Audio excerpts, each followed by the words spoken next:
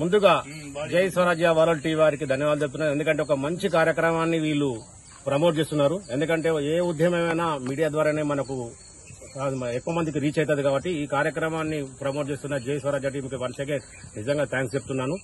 ఎందుకంటే ఓటే మన చేత ఒక వజ్రాయుధం. మన భారతదేశం మనకి ప్రతి పౌరునికి ఇచ్చింది ఒక వజ్రాయుధం లాంటిది. మనం ఇస్తే దాన్ని మనం ఉపయోగించుకోవట్లేదు.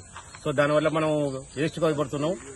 చాలా తక్కువ ఓట్లు వచ్చిన పర్సంటేజ్ తోని గెలిచిన వ్యక్తి మనల్ని పాలిస్తున్నాడు. అలా జరగకుండా అంటే ప్రతి వ్యక్తి ఓట్లలో హక్కులో పాల్గొని మంచి వ్యక్తిని సాధ్యమైనంత వరకు ది బెస్ట్. ఏం నచ్చకపోతే కనీసం నోట కన్నా ఇవ్వండి, కానీ అందరూ ఓటకు వినియోగించుకోవాలని కోరుతున్నాను. ఇది ఒక ఉద్యమంలో అయితేనే ఇది మన సక్సెస్ అవుతుంది. ఎందుకంటే ప్రతి ఒక్కరు నాకెందుకు నేను ఓటు అయిపోతే మనం ఓటు వేసినా వేయకుండా వాడు గెలిచేటోడు గెలుస్తూనే ఉంటాడు. కానీ మన ఓటు ద్వారా మనం ఒక వ్యక్తిని వాళ్ళని శాసించవచ్చు, దానివల్ల మన ప్రజాస్వామ్యాన్ని రక్షించవచ్చు. కాబట్టి ప్రతి ఒక్కరు ఉద్యమం భావించి మీరు సరే వరంగల్ బాధే కారణం ఏంటంటే హైదరాబాద్ తర్వాత తక్కువ ఓటు పర్సెంటేజ్ ఉన్నది హన్మకొండనే. కాబట్టి మేము వరంగల్ హన్మకొండ జిల్లా కన్జ్యూమర్ ఇన్ఫర్మేషన్ సెంటర్ ఆధ్వర్యంలో రతన్ సింగ్ సార్ ఆధ్వర్యంలో మేము ఈ ఉద్యమాన్ని స్టార్ట్ చేసినాము.